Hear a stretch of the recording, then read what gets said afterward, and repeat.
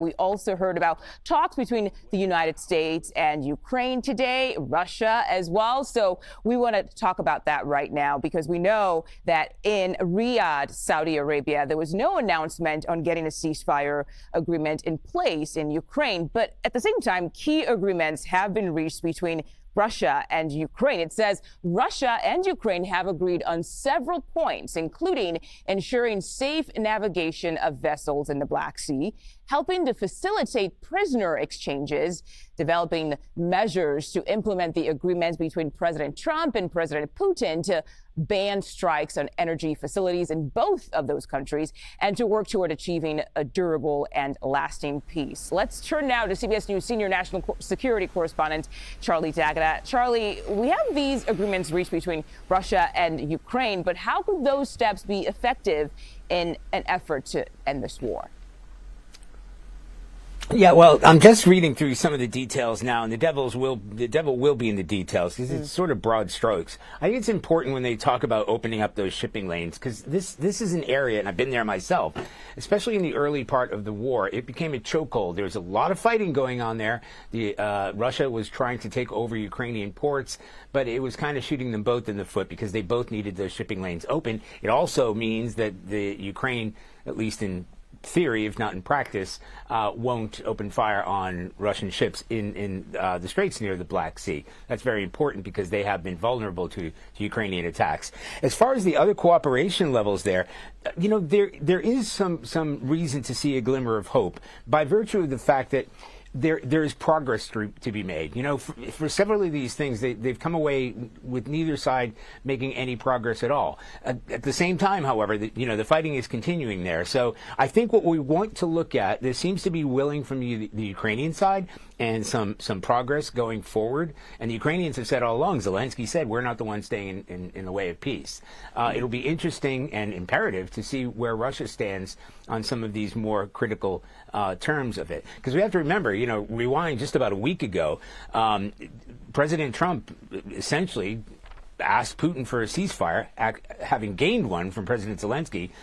He came away with something a little bit less than that, saying we're not going to go after each other's energy infrastructure. And aside from an attack that night, that has held. So again, this is progress, and we haven't seen progress in 3 years. So I think this is a glimmer of hope in this, carefully worded statement that we got today.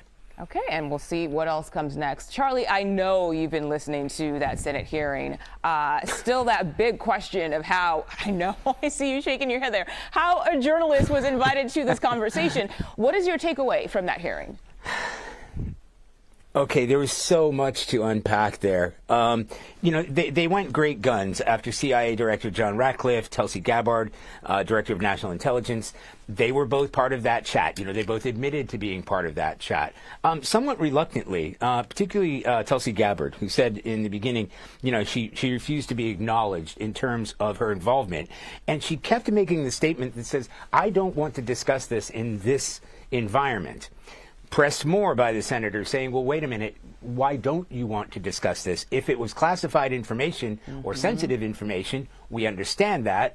But what you're arguing and what Secretary Hegseth has argued is this wasn't classified information. This wasn't a war plan, that this has been amplified or exaggerated by The Atlantic and Jeff Goldberg.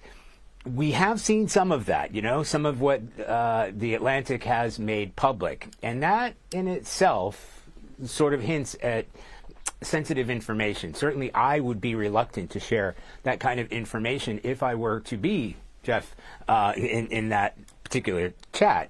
Because he's talking about weapon systems, weapons packagings. He's talking about the sequencing of targeting. These are very critical bits of information. And I would imagine they would be classified bits of information. I mean, I'll just tell you, for example, okay, we use the signal system. I use them with sources here, right? So the military, the Pentagon uses it. They use it between service members. It's approved in that manner.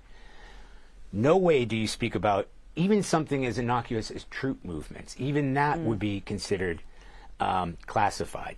You would no way share any of that information about an ongoing battle, about target acquisition, about the sequencing of those targets, because it's, aside from being outlawed, they are told specifically not to use systems like Signal for that kind of information. I mean, they'd be fired or worse, court-martialed, because it gives the adversary or the enemy the opportunity to essentially know where you're coming. The first wave of attacks is always going to take out the targets that might put your own forces in a vulnerable situation. So you want air defenses out of the way. You want radar bases out of the way. You want command and control centers out of the way to cripple the adversary's capability of striking, your personnel, your pilots, fighter jets, etc.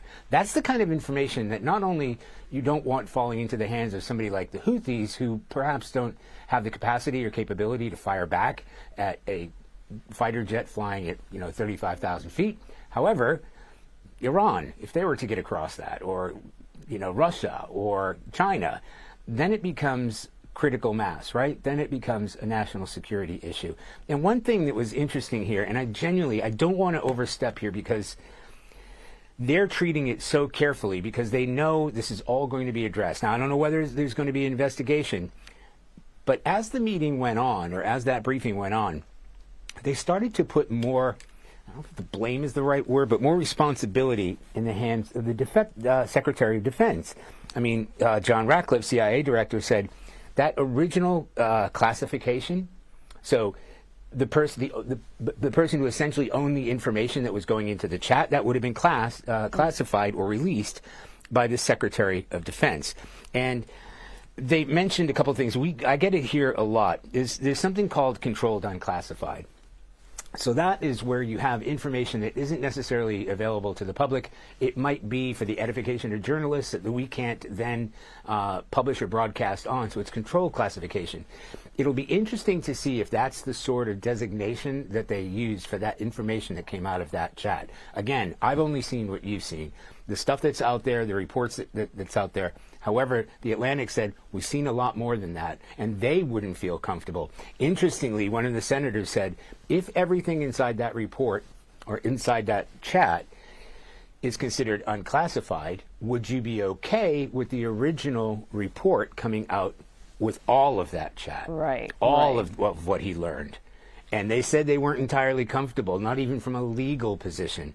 And I think there's the rub. That's where we're going to start figuring out, was this innocuous? Was it unclassified? That's where we're going to get the answers. And I'm sure this is not over yet at all. Charlie D'Agata, thank you so much for joining us on the stream. Thanks for your time. Thank you.